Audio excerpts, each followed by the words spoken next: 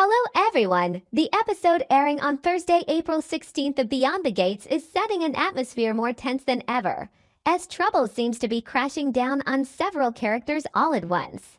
Jacob is slowly paying the price for a secret mission that has become far too dangerous. Nicole finds herself in an uncomfortable position as she faces advice that is anything but easy to accept. And Haley, though she has just managed to grasp a rare victory, is clearly not free from the storm yet. Meanwhile, Joey continues tightening his grip on the situation with firm orders for Randy, while Chelsea and Cod are beginning to fear that Madison's lawsuit could destroy everything they have worked so hard to build. Everything is shifting quickly, and what matters most is that behind every small victory there may be an even greater upheaval waiting quietly to explode. At Fairmont Crest, major disasters rarely begin with a bang. They usually begin with a glance that lingers too long, a sentence swallowed halfway down the throat, a secret traded in the wrong place, at the wrong time, to the wrong person. That is exactly the road Beyond the Gates is taking now, as everything that seems disconnected between the hospital, the law office, broken relationships, and ambitious business plans is actually being tied together by one dangerous thread: human carelessness, the kind that comes from believing the situation is still under control. Jacob may be the first to pay for that illusion, but he certainly will not be the last. Jacob has always acted like a man who believes in speed more than caution. He has the instincts of a cop, but he also carries the weakness of a man far too obsessed with proving that he is still useful, still holding the upper hand, still capable of staying one step ahead of criminals. When Jacob told Smitty that hacks like these would absolutely draw attention to them, he was not wrong. But the real issue is that Jacob fully understands that danger and still keeps allowing himself to appear too often, too openly, too close to the most dangerous links in the chain.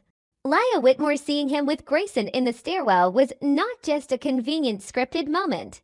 It felt like a warning from fate arriving at the exact moment Jacob believed he was smart enough to play both sides of the board.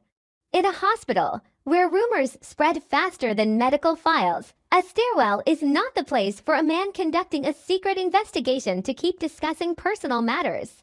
Jacob has not merely been careless. He has started to become confident to the point of recklessness. What makes this storyline compelling is not simply whether Jacob gets beaten, whether his identity is exposed, or whether he gets caught. It is the psychological shock that will hit him if Elon and Naomi's nightmare truly comes to life. The people who love Jacob are not afraid only because his work is dangerous. They are afraid because Jacob is beginning to act like a man who sees himself as an inevitable sacrifice in a larger war. That is the kind of hero who is easy to sympathize with, but it is also the kind of man who pushes the people who love him into a private hell of waiting. If Jacob gets warned, jumped, or simply has one weakness exposed, the deepest wound may not be to his body but to his belief that he can play investigator while remaining invisible. Once that belief shatters, Jacob will have to face the painful truth that he is not untouchable. And when a proud man is forced to see his own limits, he usually becomes either wiser or more self-destructive. With Jacob, the second possibility is far more frightening, because men like him rarely pull back after they have tasted danger. They charge forward, only now they do it with more bitterness, more recklessness, and therefore with even greater chances of making devastating mistakes. If Leah truly knows that Jacob is a cop, she could become an unstable and dangerous pivot point in this story. If she stays quiet, that may not be kindness at all, but calculation. If she speaks up, that may not necessarily be betrayal either, but simple self-preservation in an environment where everyone is afraid of being dragged into trouble. What makes this thread so effective is that it does not need a clear, obvious villain to create tension. All it takes is one woman seeing what she was never supposed to see and beginning to wonder what to do with that information, and suddenly Jacob is already in a weaker position. That is what turns this entire investigation into something more than a simple game of cat and mouse between police and criminals. It becomes a psychological contest where the smallest slip can destroy everything. Meanwhile, on another front that is less loud but far more painful, Nicole is facing a bitter contradiction. The woman who usually helps others understand their hearts can no longer make sense of the wreckage inside her own relationships. Martin advises his mother to reconcile with Vanessa, and on the surface it sounds mature, gentle, and fitting for a son trying to keep his family from drifting any deeper into chaos. But beneath that surface, the issue between Nicole and Vanessa is not simply a quarrel between two friends. It is a test of whether a friendship can survive when one person begins changing because of love to the point that her old principles no longer stand. At this stage, Vanessa feels like a woman who is losing her former shape in order to fit inside Joey's shadow. She is no longer simply loving a powerful man. She is slowly learning how to survive inside his orbit of power, and the price is the honesty she once had in her other relationships. A woman in love can bend, try to compromise, choose silence, and still remain herself. But once she begins sabotaging friendships, trading away her self-respect, and needing another person's approval so deeply that her feelings become controlled, that is no longer love lifting her up. That is dependence disguised as passion. Joey may not need to give direct orders to control Vanessa. If he can simply make her believe that keeping him means adjusting how she sees the world, how she thinks, and even how she treats the people who once mattered most to her, then he has already won. And that is the most frightening part of Vanessa's story. She may still believe she is acting on her own, when in truth she is being reshaped one quiet piece at a time. That is why the question of whether Nicole should apologize first is not really a question of manners. It is a question of boundaries. If Nicole lowers herself just to preserve the peace, she may keep the appearance of harmony, but she would also be confirming a dangerous pattern that Vanessa can behave badly. Let Joey pull her further and further away, and still have others come behind her to clear the emotional wreckage. A woman as experienced as Nicole surely understands that some relationships do not die because of one argument. They die slowly because people keep surrendering to things they should never have accepted in the first place. Martin wants his mother to reconcile because he sees the situation through family feeling and the exhaustion of watching too many fractures spread. But Nicole must view it with the clarity of someone who understands human nature. Reconciliation only matters if Vanessa still wants to return to who she truly is.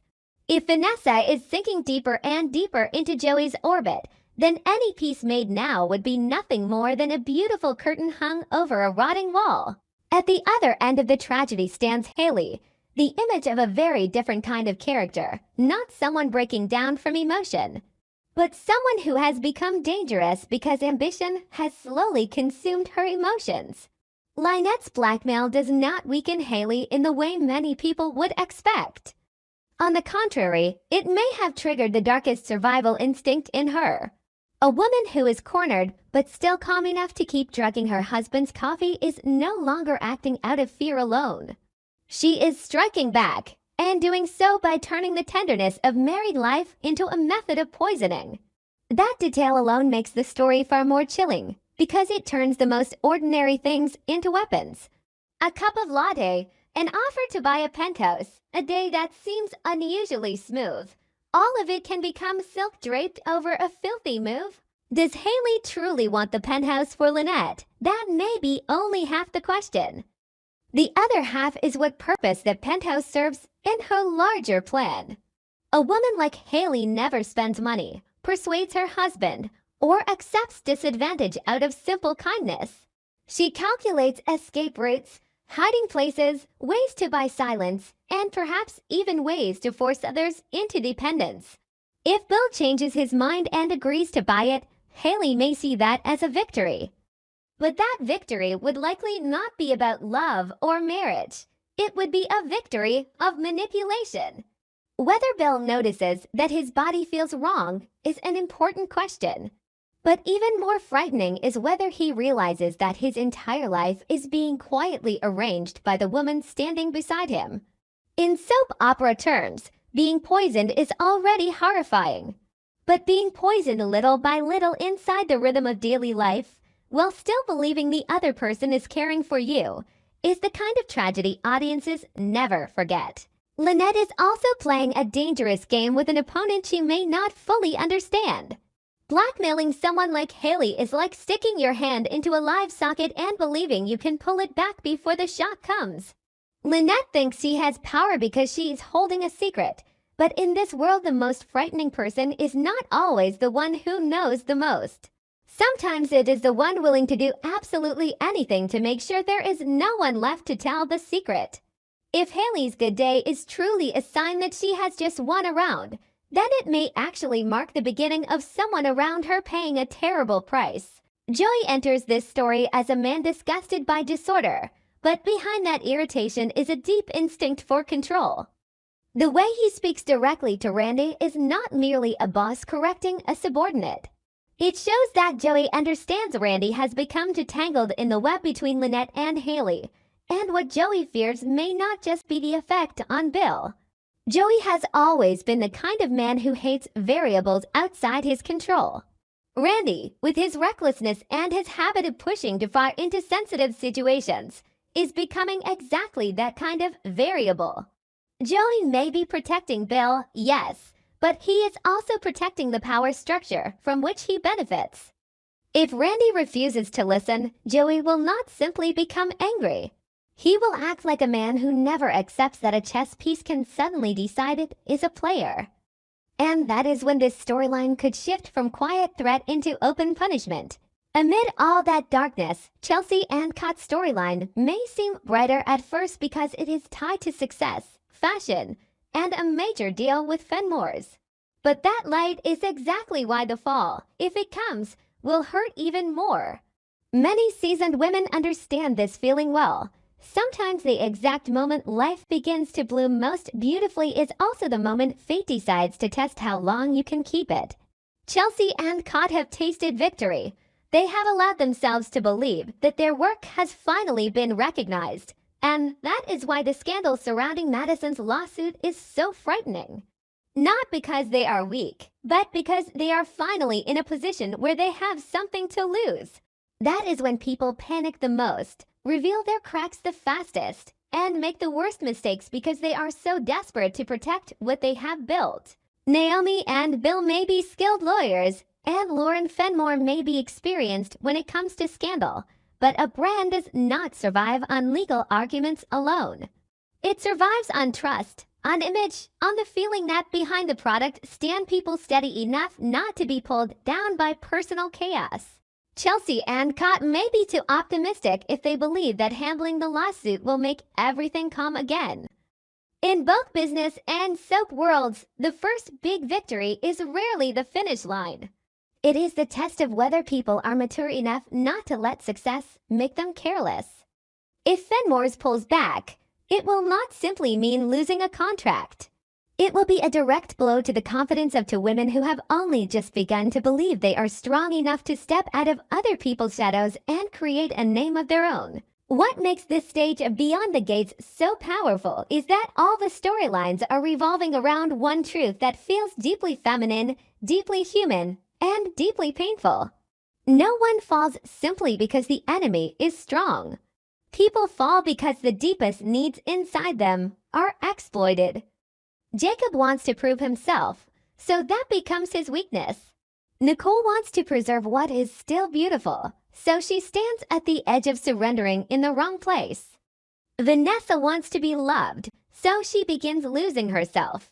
Haley wants control over her fate, so she becomes a threat.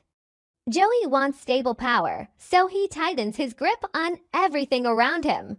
Chelsea and Kat want to protect what they have achieved, so they may be about to learn the first harsh lesson about the price of success. Fairmont Crest is not just full of schemes. It is full of people pushing themselves toward the edge because they need something too badly: recognition, love, power, safety, or the feeling of winning.